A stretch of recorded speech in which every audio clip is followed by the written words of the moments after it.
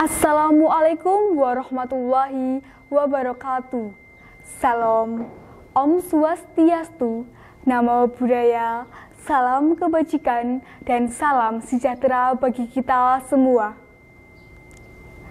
Ada pepatah mengatakan, tak kenal maka tak sayang. Oleh karena itu, perkenalkanlah saya Feliana Putri dari SMA Negeri 1 Bukateja. Yang saya hormati Dewan Juri dan jajarannya, serta teman-teman seperjuangan yang saya cintai dan saya banggakan. Pertama-tama marilah kita panjatkan puji syukur atas kehadirat Allah Subhanahu wa Ta'ala, karena atas berkat rahmat dan karunia-Nya kita dapat berkumpul pada kegiatan lomba Bulan Bahasa yang diadakan oleh Universitas Muhammadiyah Purwokerto di tahun 2025 ini. Teman-teman yang saya banggakan, bahasa Indonesia adalah bahasa persatuan, bahasa pemersatu bangsa dan identitas kita sebagai warga negara Indonesia. Sejak diikrarkannya Sumpah Pemuda pada tahun 1928, bahasa Indonesia telah menjadi simbol persatuan yang menyatukan keberagaman suku, budaya, dan bahasa daerah di seluruh Nusantara. Tanpa bahasa Indonesia, mungkin sulit bagi kita untuk memiliki alat komunikasi yang sama dan membangun rasa persaudaraan di tengah keberagaman ini. Namun, di era digital ini, bahasa Indonesia menghadapi tantangan besar. Teknologi informasi, media sosial, dan arus globalisasi membuat bahasa asing semakin mendominasi. Banyak generasi muda yang lebih bangga menggunakan bahasa asing, bahkan sampai melupakan kekayaan bahasa Indonesia itu sendiri.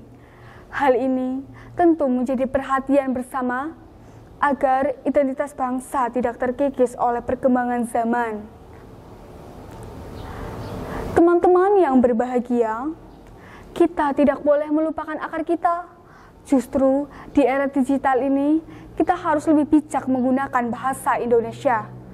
Kita harus bisa menunjukkan identitas bangsa melalui konten digital, artikel, media sosial, hingga karya kreatif lainnya.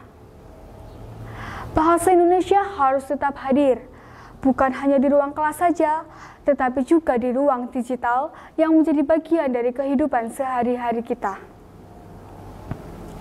Bayangkan jika konten kreator muda Indonesia lebih sering menggunakan bahasa Indonesia dengan kreatif, menarik, dan modern, tentu bahasa Indonesia akan semakin dicintai, tidak hanya oleh bangsa kita sendiri, tetapi juga oleh masyarakat internasional.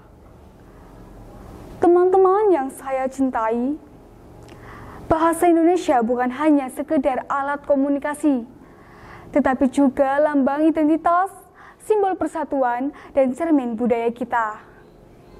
Oleh karena itu, marilah kita bersama-sama menjaga dan melestarikan bahasa Indonesia. Ingatlah, bahasa adalah cermin bangsa, dan dengan bahasa Indonesia, kita bisa menunjukkan identitas bangsa yang bermartabat dan berdaulat. Era digital adalah peluang, bukan ancaman. Mari jadikan bahasa Indonesia tetap hidup dan bermartabat.